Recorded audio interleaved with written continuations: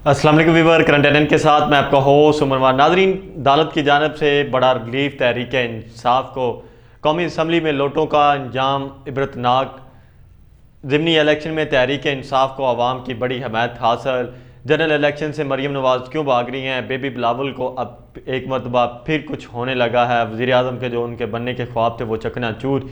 PDM की दराड़ों में एक मरतबा जैसे जैसे इलेक्शन करीब आ रहे हैं, पीडीएम की दराड़ों जो सफ़ों में दराड़ें शुरू हो गई हैं।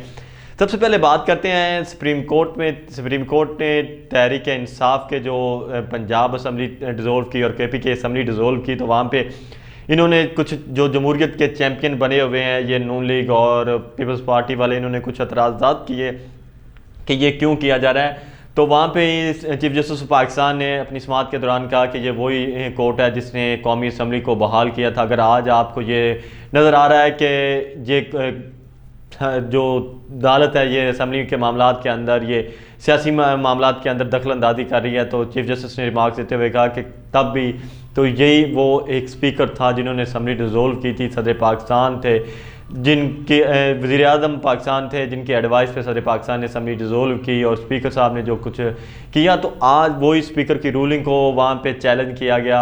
इसी असम्बली की जो स्पीकर की रूलिंग थी उसी को इसी कोर्ट के अंदर 1 साल भी नहीं हुआ जिसको चैलेंज किया गया। कासिम सूरी का उन्होंने हवाला दिया कि इसका साबिक़ वज़ीर आज़म इमरान खान ने जब वो वज़ीर आज़म थे तो उन्होंने असम्बली डिज़ोल्व करने की जो असम्बली सदर पाकिस्तान को भेजी, उन्होंने वो असम्बली डिज़ोल्व कर दी।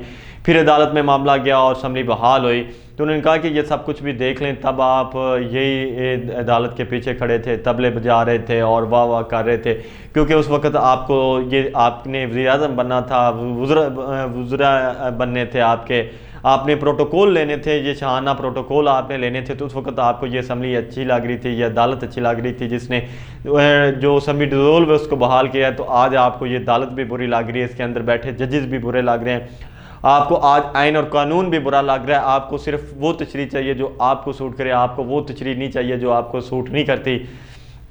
तो इसके साथ साथ उन्होंने ये कहा कि अब पंजाब असम्बली का जो मामला है और केपी के असम्बली का जो मामला है, अगर 90 दिन के अंदर इलेक्शंस नहीं होते, अगर जो गवर्नर है वो तारीख नहीं देता, इलेक्शन कमीशंस को ये चाहिए कि अगर गवर्नर 90 दिन की, वहाँ पे चीफ जस्टिस ऑफ पाकिस्तान ने अपने रिमार्क्स में कहा कि अगर गवर्नर जो है वो 90 दिन का देता है ना कि इन 90 दिन में इलेक्शंस होने हैं, तो इलेक्शन कमीशन को चाहिए कि 88 या 87 डेज़ के अंदर अंदर वो इलेक्शंस करवा दे। 2-4 दिन पहले ही वो इलेक्शंस हो जाने चाहिए। ये नहीं होना चाहिए कि इलेक्शंस को वो इल्तवा का शिकार बना दे और इलेक्शंस ना करवाए। तो उन्होंने इसके साथ उन्होंने कहा कि अगर ये दोनों जो फरीकैन हैं, गवर्नर और इलेक्शन कमीशन, ये अगर नहीं इलेक्शन की तारीख देते तो फिर सदर पाकिस्तान के पास ये इख्तियारात हैं, आइन उनको इजाज़त देता है, तो वो फिर ये जो आनी बहरान है उसके अंदर अपनी दखल अंदाजी कर सकते हैं, वो कुछ एडवाइस कर सकते हैं। तो अब जो सदर पाकिस्तान ने एडवाइस किया है 9 अप्रैल का इलेक्शंस के डेट, तो अदालत ने भी उनके साथ मुतफिक होते हुए कहा कि अब 9 अप्रैल को इलेक्शंस हो जाने चाहिए। तो वहाँ पे इलेक्शन कमीशन ने मौक़िफ़ अख्तियार किया कि हमारे पास फ़ंड नहीं है, वज़ारत दाखिला, वज़ारत दिफा, और इन्होंने भी वहाँ पे ये जो आए थे तजर्बाकार हुकूमत जो आए थे, मुल्क के अंदर आएंगे तो शहद और दूध की नहरें बह जाएंगी, और वो दूध और शहद की नहरें तो नहीं बहीं। अब वो कह रहे हैं, खुद मान रहे हैं, इससे बड़ी और क्या बात हो सकती है, और इनके मुँह पर तमाचा और क्या हो सकता है PDM की हुकूमत के मुँह पर, तो जो खुद मान रहे हैं हमारे पास पैसे नहीं हैं।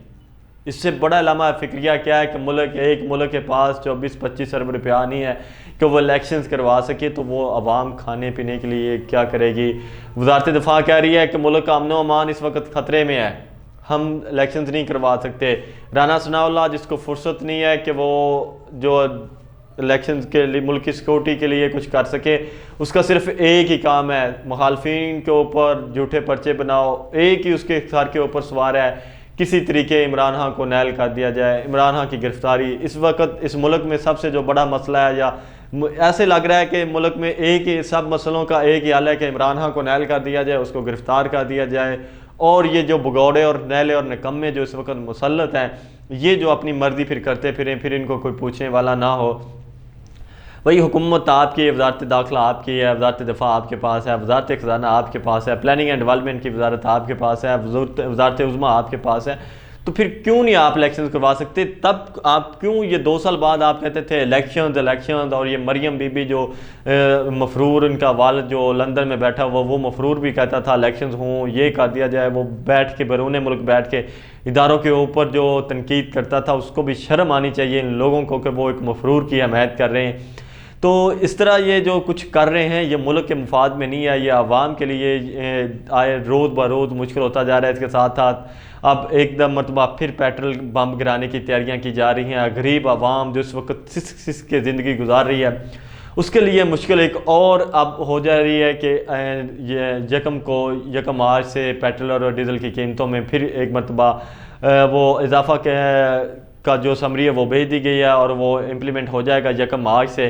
तो गरीब आवाम जो पहले ही पिसी हुई थी, वो आवाम अब क्या करेगी? IMF के साथ अभी डील नहीं हुई, उससे पहले ही टैक्सेस की भरमार होगी है, मिनी बजट आ चुका है। तहरीक इंसाफ जो महंगाई छोड़ के गई थी 17% पे, आज वो महंगाई 42% पे होगी। और वो जब ये अभी पेट्रोल की कीमतें बढ़ेंगी, IMF के साथ एग्रीमेंट होगा और गैस बिजली की कीमतें बढ़ेंगी, तो ये महंगाई 50 पे चली जाएगी। इतनी महंगाई हो जाएगी, ये 50% जो हो जाएगी, जो 17 पे तहरीक इंसाफ छोड़ के गई थी। और इन नैलों, नकम्मों और भगोड़ों को देखें जो तजर्बाकार थे, ये भगोड़े, और ये भगोड़ों के दौर में आवाम आज सिस के ज़िंदगी गुजार रही है। तो इनको शर्म आनी चाहिए कि ये सियासी मुखालफिन के ऊपर ये मुकदमात बनाने के बजाय ये राना सनाउल्लाह, ख्वाजा आसफ और बाकी ये जो एहसन इकबाल और ये इसहाक डार, जिसने अपने 50 करोड़ रुपए आते सार रिलीज़ करवाए, प्रोटोकॉल लिए, तनहाई अपनी रिलीज़ करवाए, 50 करोड़ रुपया इसने आते सार, ये जब आया है नेल्सन मंडेला इस मुल्क में, तो जो ये मुल्क 10 मुल्क फतह करके आया है ना, जिस मुल्क में जब इसको आके प्रोटोकॉल दिया गया आते सार ही पता नहीं इसने दूध और शहद की नहरें बहा देनी थी, इसने आके गरीब आवाम के मुंह से नवाला छीन के अब ये कर दिया है कि अब ये कह रहे हैं हमारे पास पैसे नहीं हैं, हम नहीं इलेक्शन करवा सकते। तो भाई कौन इलेक्शन करवाएगा? कौन इस मुल्क का देखेगा? कौन सोचेगा? आप फिर इधर से उतरेंगे।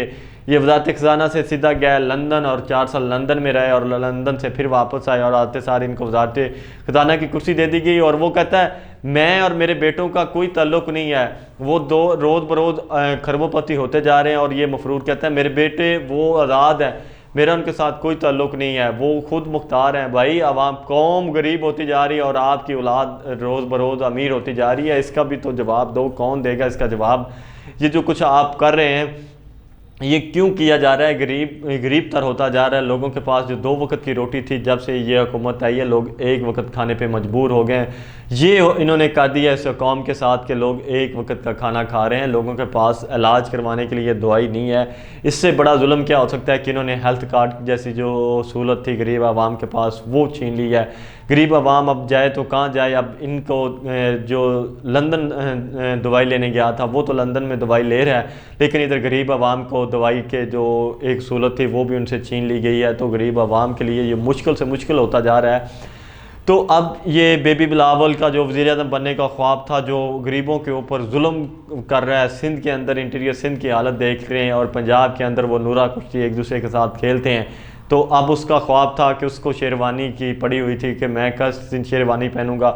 तो उस बेबी के जो ख्वाब हैं वो चकनाचूर होते नज़र आ रहे हैं। हमने देख लिया कि राजनपुर के अंदर किस तरह ये जो तहरीक इंसाफ के ऊपर इल्ज़ाम लगाया जा रहा था कि जनरल फैज़ ने उनके लिए इलेक्शन मैनेज किया। भाई जनरल फैज़ के दौर में जब वो इलेक्शन हुए थे 2018 के जनरल इलेक्शन के दौरान, तहरीक इंसाफ ने उसी हलके में 80,000 वोट लिया था।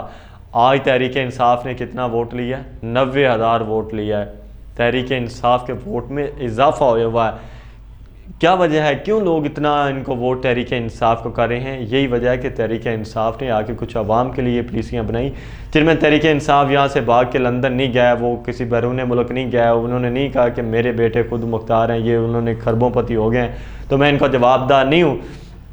तो ज़िमनी इलेक्शन में उनके वोट बढ़े। हमेशा से हमने सियासी तारीख का अगर मुताला करें तो हमेशा ज़िमनी इलेक्शन में वोट कम कास्ट होते हैं, लेकिन तहरीक इंसाफ जहाँ पे भी ज़िमनी इलेक्शन में हिस्सा ले रही है गुज़श्ता 1 साल से, तो जो जहाँ पे 50,000 वोट कास्ट हुआ था जनरल इलेक्शन में, वहाँ पे ज़िमनी इलेक्शन में 70,000 वोट कास्ट हो रहा है। तो ये तहरीक इंसाफ ने आके एक नई चीज़ मुतारफ़ करवाई कि ज़िमनी इलेक्शन में टर्न आउट बढ़ रहा है, और वो लोग जिनको मालूम था कि तहरीक इंसाफ ने तो असम्बली में जाना ही नहीं है, इसके बावजूद लोगों ने तहरीक इंसाफ को वोट किया, तहरीक इंसाफ को आके लोग वोट कर रहे हैं, तहरीक इंसाफ के पीछे खड़े हैं। तो आपको अपनी अदाओं पे गौर करना चाहिए कि होगा पीडीएम वालों को, क्यों आवाम आप इनके साथ नफ़रत कर रही हैं।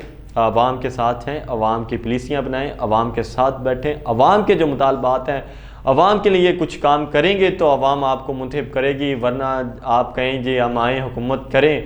और ईस्ट इंडिया कंपनी आपने बनाई हुई है, जैसे गोरे आते थे इंग्लिस्तान से इधर आके हुकूमत करते थे, वैसराय आया है वह इस वक्त हमारे पास सागडार की शक्ल में, इसी तरह बेबी बिलावल की शक्ल में एक वैसराय आया हुआ है। वो आते हैं इधर करते हैं और उसके बाद फिर चले जाते हैं, अपना सामान पैक करते हैं। वो हुकूमत जैसे ख़त्म होती है वो लंदन हुकूमत आती है तो वो पाकिस्तान आ जाते हैं। तो जब आप इस तरह करेंगे तो अवाम आपको कैसे मुंतखब करेगी। आप अपनी अदाओं पे गौर कीजिए, अवाम के देखिए, अवाम के साथ बैठें, आपको मालूम हो कि आटा और चीनी का रेट क्या है। नाज़रीन, कोई नई जिस तरह पॉलिटिकल डेवलपमेंट होती रहेगी हम आपको इसी तरह आगाह करते रहेंगे। आज के लिए इतना ही। अपने मेज़बान उमर नवाद को दीजिए इजाज़त। अल्लाह हाफ़िज़।